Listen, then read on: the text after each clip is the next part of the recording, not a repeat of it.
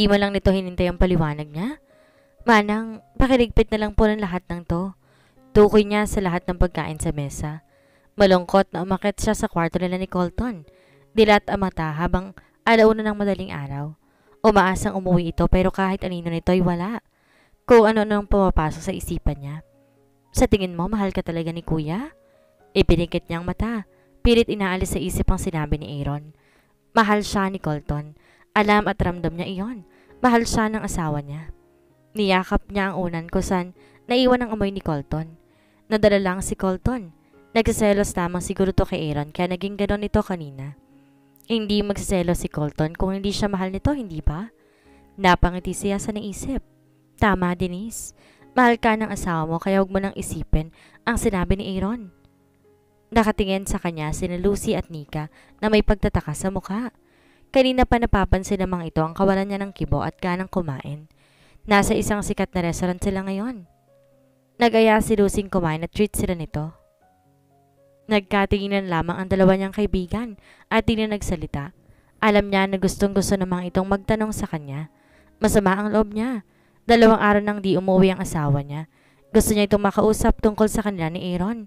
Sabihin niya ang totoo dito na si Aaron na nag-insist na mag-usap sila.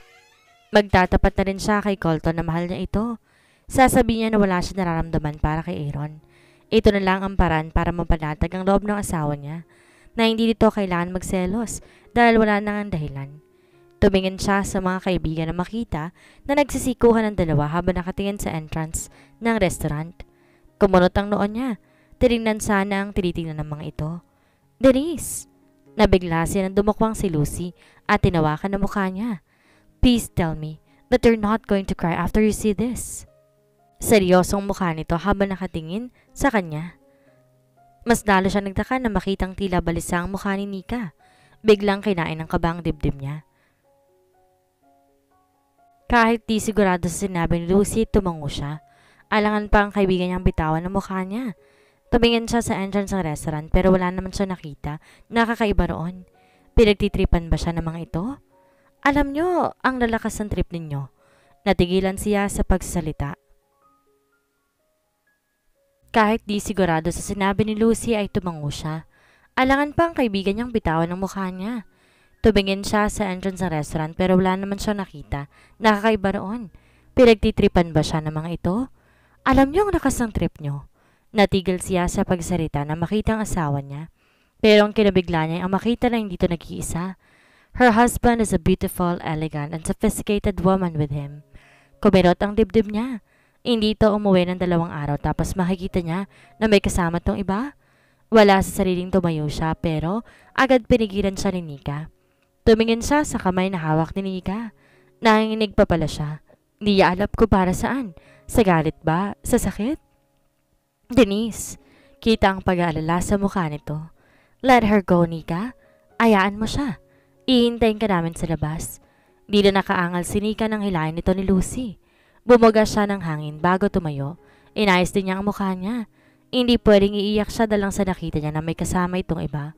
Paano kung katulad nung una, pinsan pala to ni Colton? Paano kung isa to sa mga kamiting ng asawa niya tungkol sa business? Di siya dapat mag-isip ng kung ano-ano dahil mahal naman siya ng asawa niya. Inihanda niya ang ngiti sa labi niya. Inipon niya ang lakas at confidence sa sarili. Tumayo siya at lumakad palapit sa mga ito. Di pa man tuloy nakakalapit, sa mga ito ay tila itinulos na siya sa kinatatayuan. Kitang-kita ng 2 mata niya kung paano nagdikit ang labi ng 2. Di makapaniwala na katingin siya sa mga ito. Di niya magawang kumurap, kasabay ng pagturo ng luha sa mata niya ang pagkirot ng puso niya. Nanlaki ang mata ni Colton na makita siya. Malakas itinulak nito ang babae at nagmamadaling tumayo para lapitan siya. Puno ng luha ang mga tang tumakbo siya. Di niya alam kung saan siya kumuha ng lakas para makatakbo. Basta't ang alam niya, gusto niya makalayo sa lugar na iyon. Narinig niya ang pagtawag ng mga kaibigan niya pero hindi siya nilingon ng mga ito. Napakasakit. Nagkamali ba siya? Sa akala niyang mahal siya nito? Di niya alam kung gaano kalayo yung tinakbo niya. Nananakit na ang mga paa niya.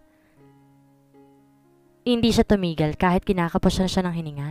Masyado lamang yata siyang umaasa na mahal din siya nito, na pareho sila na nararamdaman. Nananakit na ang mga paa niya. Malakas tumama ang katawan niya sa kasalubong niya. Ano ba, Denise? Nagangat siya ng tingin. Kahit na nalabo ang mata niya sa luha, nakita niya ang nag-aalalang mukha ni Zoren. Doc Zoren, pwede mo ba akong ihatid? Umiiyak pang tanong niya. Bumuntong hininga ito bago tumango. Sure. Nagtatakang tumingin siya kay Zoren nang ihinto nito sa isang tila maliit na coffee shop ang sasakyan. Ang sinabi niya ihatid siya sa bahay ng kaibigan niya. Don't look at me like that. Wala akong gagawing masama sa'yo. Tumatawang bumaba si Zoren na sasakyan. Tara, gagaan ang pakiramdam mo dito. Inawakan siya nito sa kamay at hinila papasok. Akala niya isa lang yung simpleng coffee shop pero hindi pala. There is a room where you can break a glass to reduce the anger you feel. Zoren put an empty drinking glass in her hand. Throw it and break it, Denise. Inginuso nito ang pader na nasa harapan nila. Kinuha nito ang cellphone na mag-ring iyon. I am sorry, Dad. Di na ako makaka-attend ng meeting ngayon. I'm really sorry. Hindi niya magawang iba to ang hawak. Hindi niya kaya. Mas lalo siyang naiyak. Zoren, thank you. Pero, pwede mo na siguro akong iwan. Sorry kasi dahil sa akin, abala ka pa. Ibinulsa na ni Zoren ang cellphone at tumingin sa kanya. Hindi ka abala sa akin, Denise. Nakangiting saan nito. Throw that glass now, Denise, para gumaan naman ang dibdib mo. I don't want to ask about your problem because I know it's too personal to ask. But always remember, I'm here for you. Thank you. Tumalikod sa rito at lalong naiyak na malala ang nakita niya. Pwede ba na ihatid mo na ako? Gusto kong mapag-isa. I'm sorry but I think breaking glass cannot help to reduce my pain and my heart. Ang sakit sa puso niya ay si Colton lamang ang gamot. At ito lang din ang makakasira. Pagkahatid nga ni Zoren sa kanya, nakita niya agad sina Lucy at Nika. Baka sa mukha niya ang sobrang pag-aalala nito sa kanya. My God, Denise, where have you been? Tanong ka agad ni Lucy.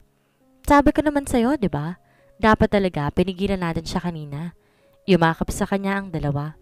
Pumunta lang ako dito para sabihin na ayos lang ako, guys. Uuwi din agad ako. What? Halos mabingis siya sa tinig ni Lucy.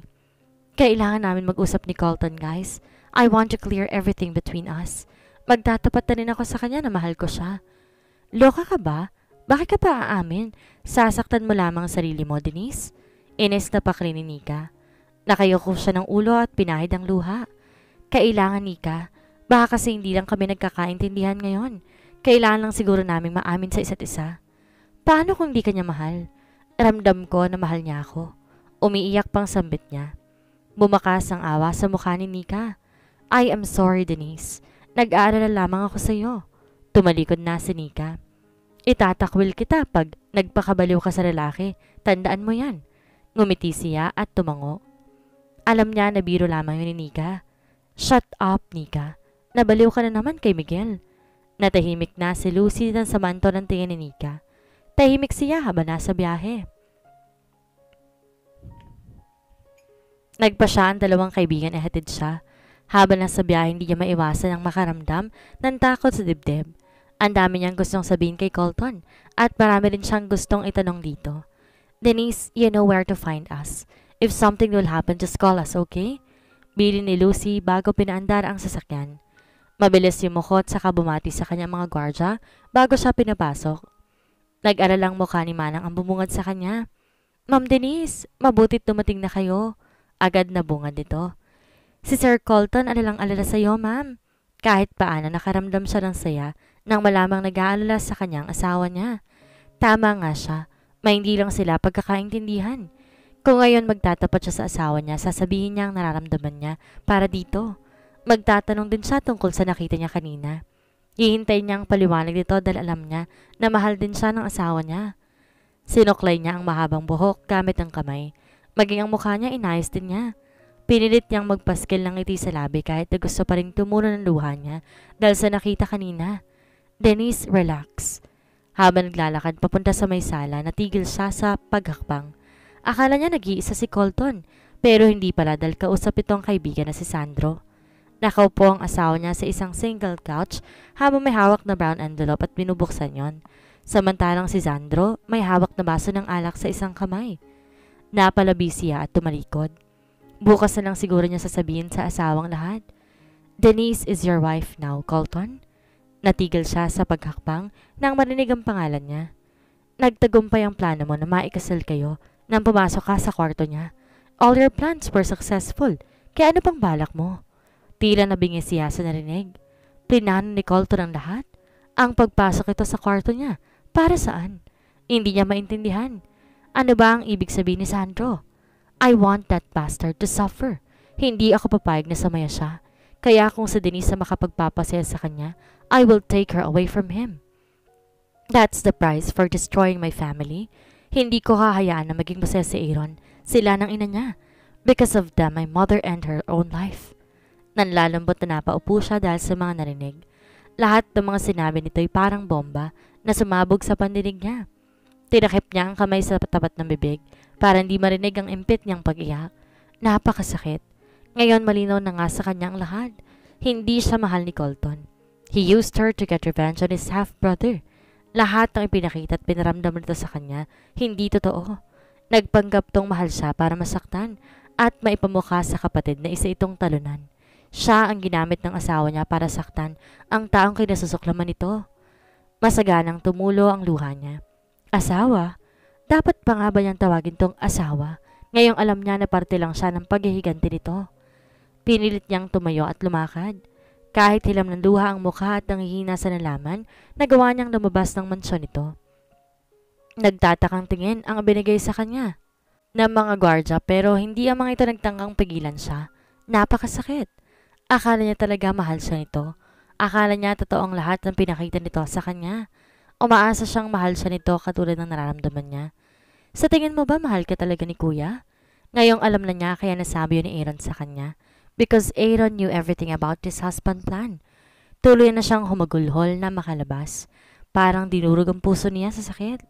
Mahal na mahal niya si Colton at di niya matanggap na wala itong pagmamahal para sa kanya. Nilabas niya ang cellphone at tinawagan ng magulang niya. Gusto niya sabihin sa mga ito ang nararamdaman niya. Gusto niyang makakaramay sa sakit na dala-dala niya. Nakailang tawag na siya pero walang sumasagot. Gabi na at tulog na siguro ang mga ito. Sumakay na lang siya ng taxi at nagpahatid sa bahay ng mga gulang niya. Di niya gusto na balahin pa mga kaibigan niya. Bukod sa gabing-gabi na, nahihiya siya dahil palagi na lang ang mga ito nakikinig sa lahat ng problema niya. Habang sakay ng taxi, panay ang turo ng luha niya. Ito ang pinakamasakit na nangyari sa kanya. Pagkarating sa bahay ng magulang niya, pumasok siya dahil may spare keys naman siya. Alata pa ang pagkagulat sa mga ito na makita siya. Agad na niligpit ang nakakalat na pera na binibilang at maging ang mga alahas. Agad yumakap siya sa mama niya at umiiyak. Gabing-gabi na, Denise. Anong ginagawa mo rito? Nagtatakang tanong ng mama niya. Pilit siya nitong inilalayo pero humigpit ang yakap niya rito. Kailangan niya ng yakap mula sa mama niya ngayon. Baka sakaling gumaan ang loob niya. Inis na inalis ito ang braso niya na nakayakap dito. Anong ginagawa mo rito? Sumagot ka, Denise? Nagbaba siya ng tingin at muli, tumulo ang luha ng maalalang ginawa ni Colton. Hindi ako mahal ng asawa ko. Umiiyak na sumbong niya. Niloko niya ako. Gaga kang bata ka. Ano naman? Singhal ng papa niya. Ang mahalaga, nakakakuha ka ng pera. Utak ang gamitin mo, Denise. Utak. Papa, paano mo nasasabi yan ngayon? Bakit ganon? Imbes damayan siya tulad ng ibang magulang, parang galit pa itong nagpunta siya sa mga ito. Hindi ko kailangan ng pera pa. Ang gusto ko, mahalin ako ng asawa ko. Ang gusto ko, mahalin niya ako. Basag ang tinig na dugtong niya. Ang hindi ka magawang mahalin ng taong mahal na mahal mo ay nakamamatay pala sa sobrang sakit. Nangihinang sumalampak siya ng upo sa sahig habang umiiyak. Umuwi ka na sa asawa mo. Ihahatid ka namin ng mama mo. Umiling siya. Hindi na ako babalik doon pa. Galit na hila siya ng papa niya sa braso. Lintik kang bata ka. Kahit kailan wala kang utak. Hindi ka po pwedeng bumalik sa amin dahil masisirang usapan namin ng asawa mo. Nakikita mo to? Sinipa nito ang mga pera. Galing lahat yan sa kanya. Kung hindi kami pumayag sa plano niya bagong engagement party niyo ni Aaron, wala kami ng lahat ng to. Malakas pang singhal nito. Natigilan siya. Plano? Nagsalit-salita ng tingin niya sa magulang niya. Anong plano? May nabuong hinala sa dibdib niya. Hindi niya gustong pumasok na hinala sa isipan niya. Hindi magagawa ng magulang sa kanya ang ganong bagay. Hindi nga siguro siya pinahalagahan ng mga ito katulad ng kapatid niya. Pero niniwala pa rin siya na hindi yun magagawa ng mga ito. Gusto mo talagang malaman? Lumapit ang mama niya sa kanya. Dumampot ito ng pera. Inihagis sa mukha niya. Alam namin ang plano ni Mr. Montalibano ng gabi na engagement party niyo ni Aaron. Pumayag kami dahil ang sabi niya bibigyan niya kami ng pera hanggat kasal kayong dalawa.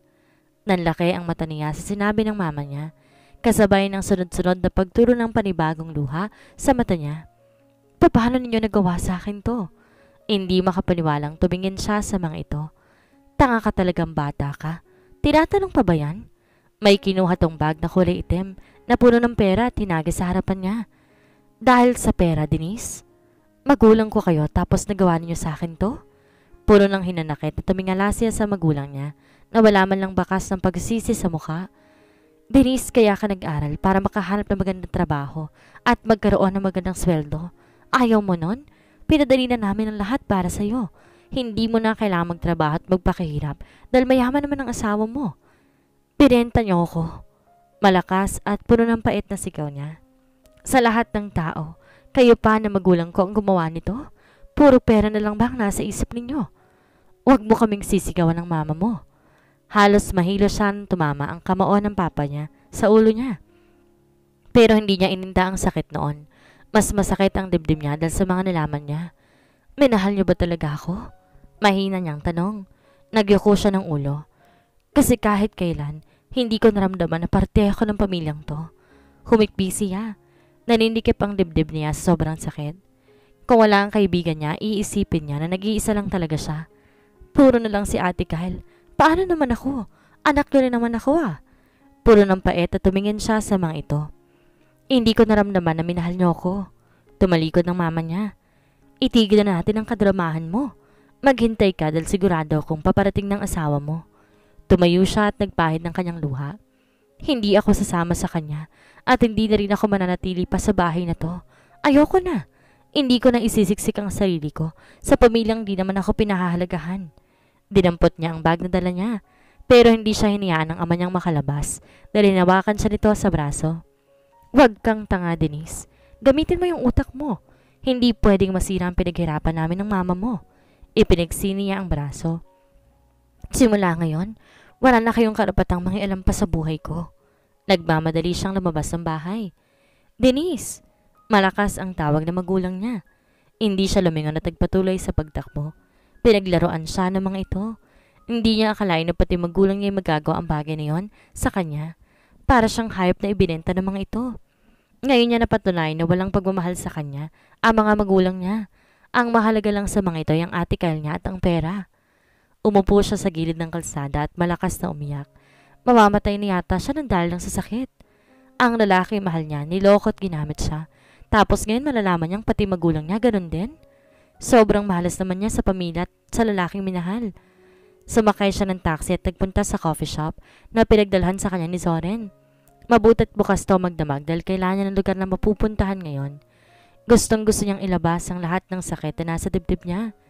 Malakas sa ibinato niyang hawak na babasagin sa pader. Walang hiya kayo. Malakas ang sigaw niya. Tinakpan niya ang bibig at humagulhol ng iyak. Bakit ganon? Hindi mo lang nabawasan ng sakit. Sumakay siyang muli ng taxi at nagpunta sa bar. Uminom siya ng uminom para maalis ang sakit. Pero kahit lasing na siya, iramdam niya pa rin. Shit, ang sakit. Mahina niyang hinampas ng kamay ang dibdib. Denise? Pilit inaninag siya ng lalaking nasa harapan. Zoren! Nagdoble ang paningin niya dahil sa kalasingan. Lumapit to sa kanya at umupo sa katabi niyang stool chair. Gabi na, Denise. Ano pang ginagawa mo rito?